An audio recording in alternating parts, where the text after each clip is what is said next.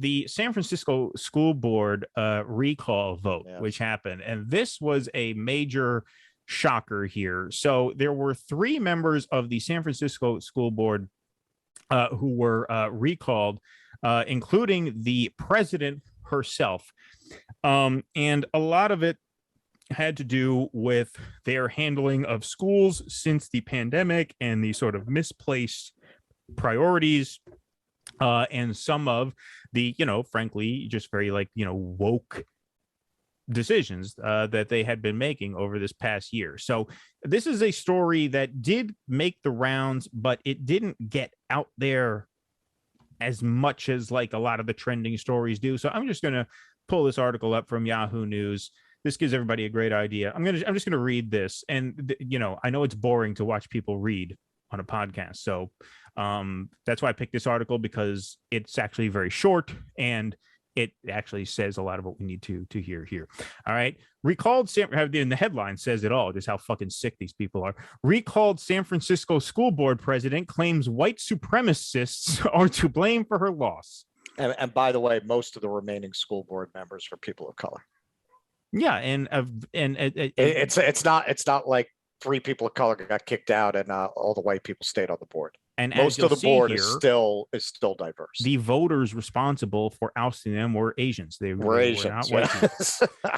The progressive San Francisco School Board president, recalled by voters earlier this week, claimed her ouster was a consequence of fighting for racial justice and represents a victory for white supremacists.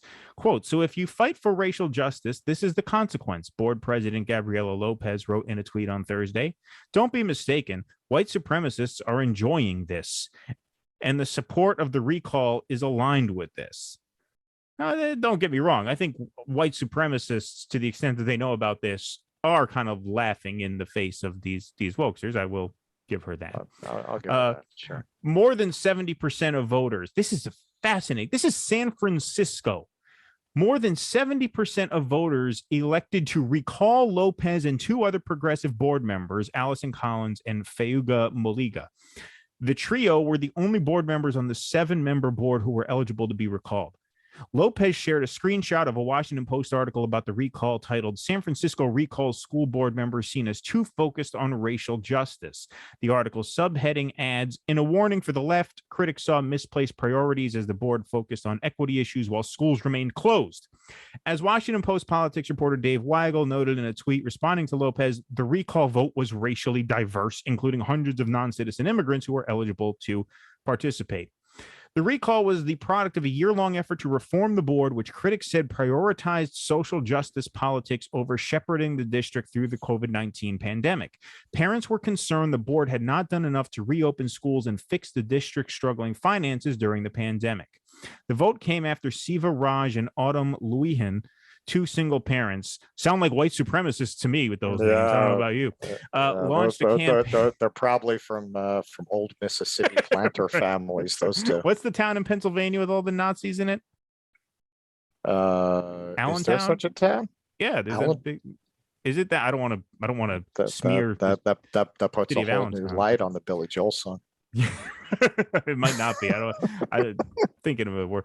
Launched a campaign to recall the board members after they refused to reopen the city schools last year. Particularly frustrating to the recall's organizers was the board's directing its time and energy during the pandemic. This is fucking sick. Particularly frustrating to the recall's organizers was the board's directing its time and energy during the pandemic towards renaming 44 schools named after prominent Americans, including President Abraham Lincoln and George Washington, and considering a close to $1 million proposal to paint over an 80-year-old mural at a local school that illustrates the life of Washington, but includes outdated stereotypes. The district's budget deficit soared to roughly $125 million last year, and the California Department of Education sent in an expert to help the school board craft a plan to fix its finances. Okay, this is the last part I'll read because this is just this is the most insane thing. A moment of infamy came in the board's history came last February when it hosted a 2-hour debate over whether a gay white dad was diverse enough to join an all-female volunteer parent committee. Hang on, I think you should read the next. Okay, fine, I'll finish the it. It's next only paragraph there too. all right. Because Collins, meanwhile, all right, gets it's really only two great. paragraphs left. Collins, meanwhile, was stripped of her committee assignments and her title of vice president in March 2021 after recall organizers discovered several anti-Asian tweets. So yeah, she wrote in 2016, Love it. accusing the Asian American community of not sufficiently speaking out against Donald Trump. Mayor London Breed must now appoint 3 members to replace those recalled. The voters of this city have delivered a clear message that the school board must focus on the essentials of delivering a well-run school system above all else, Breed said in a prepared statement. San Francisco is a city that believes in the value of big ideas, but those ideas must be built on the foundation of a government that does the essentials well. All right, that's that. Yes. Okay. So, I lived in San Francisco for a year and a half. I was born in San Francisco. Were you? Yeah, my parents lived there for a while until they had me, and then they moved back. All right. Should we do it? If you're going to I don't know the words to this Francisco. All right. So listen. I'm a man of the left, and one of the reasons San Francisco quality of life was very nice. I really liked it. It was beautiful there. But when I feel like the right winger in most situations and most conversations, I gotta go. Like I could not live in San Francisco. It was so culturally left that it was insane. Like the infamous homeless population. One of the reasons it's as out of control as it is there, they treat homeless people like Hindu cows in the middle of Calcutta. I mean, they just run rampant. I mean, they could do anything, scream in people's faces. It just, being from New York, I would observe that. And look, yeah, I'm from the left, but I'm also a New Yorker, and a New Yorker, that's its own thing. And I would observe this, homeless people just abusing people on the trolley and them just sitting there and, not saying anything and not doing anything. And I would tell San Franciscans, okay, so look, you don't get this in New York, because if you did that all day, sooner or later you would run into a guy who would literally break every bone in your body. And it wouldn't take long. If you acted like that for 1 hour on the street in New York, you'd run across that guy. It would take about 60 minutes to run across that guy. When you've lost these people on cultural questions, on liberal left cultural questions, when you've lost San Franciscans who would let a homeless person spit in their face and invite them home for dinner, when you have fucking lost these people, who can you win? Who can you win at this point when you've gone too far left for San Francisco? Yeah, well, one of the things that article did not mention, which was also critical, particularly in galvanizing the Asian American vote, is that the school board decided to take this very prestigious high school. I forget the name of the high school, but it was, like a merit-based admission thing. And they decided to do away with merit-based admission and just have lottery, which a lot of the Asian Americans really took issue with, because Asian culture, Chinese, Indian culture, they're very into their kids doing well in school. And the kids tend to do very well in school. That's why Ivy League, you have all these Asians in those schools. And so there was a major backlash against that, because the Asians didn't want it to be lottery based. They wanted their kids to have a chance to go. And one of the other things that this speaks to, it just speaks to the fact that no one, not really white people, black people, brown people, Asians, no one actually wants to live under this woke culture. No one actually wants to live it. No. They want to talk about it. People like to project their values and virtue signal online to their social media friends and their networks about what great people they are. But when it comes down to the real world, no one actually wants to experience this. I mean, I'll give you especially if they got kids in school. I have friends who have school age kids. I had one. She was, lifelong Democrat, total fucking Hillary Clinton lib, all this shit.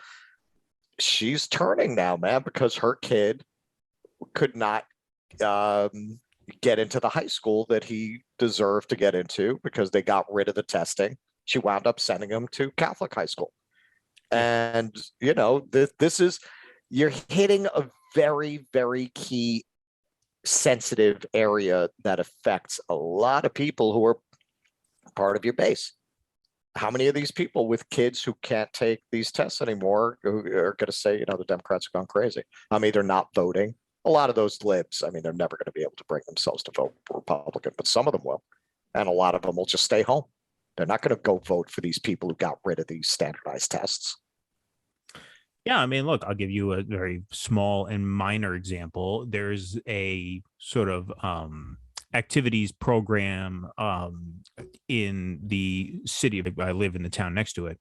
And they teach all kinds of things. They have all kinds of programs on Saturday morning for the kids to come. It's free. It's a great thing. This is a once again, majority minority city, third black, third brown, third white. And you can come and they teach basketball, soccer, music, acting. I sort of fill in. My friend teaches acting there, so I kind of fill in sometimes and help him teach the class sometimes. So I was there this last Saturday, and this is the end of one session. The next session starts next week, and his classes are filling up because the acting program is a cool thing. It's great. The kids come and they learn how to act. We give them scripts and we film their scenes at the end and give them a little DVD, so they have a little movie. It's fantastic. So there's a 9 a.m., a 10 a.m., and sometimes an 11 a.m. session. And I overheard this last Saturday that the directors want to make sure that there's like an appropriate number of white kids, Hispanic kids, and black kids in each of these time slots. And you're talking about maybe 12 to 15 kids per session. So like how precise can you possibly be about this? Well, you want it 5, 5, and 5, whatever, 4, and 7, right? I mean, it's dumb. But the idea is like, okay, so if the 10 a.m. acting session already has too many Latino kids in it, and a Latino kid wants to sign up for 10 a.m. and they say, well, you can't sign up for 10 a.m. because you're brown. You either have to be black or white to get 10 a.m. So you can sign up for 9 a.m. But he's like, well, I don't want to do 9 a.m. because there's a computer class at 9 a.m. that I want to take, and that's only offered at 9 a.m. So now what? You're going to fucking tell me because I'm Latino, I can't take computer class and acting class? Why? It's the stupidest fucking bullshit imaginable, and no one wants to be told that. No one wants to be told you can't take computer and acting because you're either black, brown, or white. No one wants to live under this nonsense. The only people who want to live under this nonsense are the administrative class, who get to run on the fact that they're such great people for subjecting people to this fucking idiotic bullshit. Well, and that's all it is. And on San Francisco, you see that obviously on a much bigger and more severe scale. But I thought that, that story there is a microcosm of what we're talking about. Thank you, everybody, for watching. If you enjoyed this video, please subscribe wherever you saw it, on YouTube, on Rumble, or on Facebook. We have channels on all 3 of those platforms. Also, consider helping us create more content by becoming a member at patreon.com/do-dissidents, or on Facebook, where you can become a supporter right through our Facebook page and get bonus content every week, as well as call-in access to our live stream shows. Thank you very much for your continued support.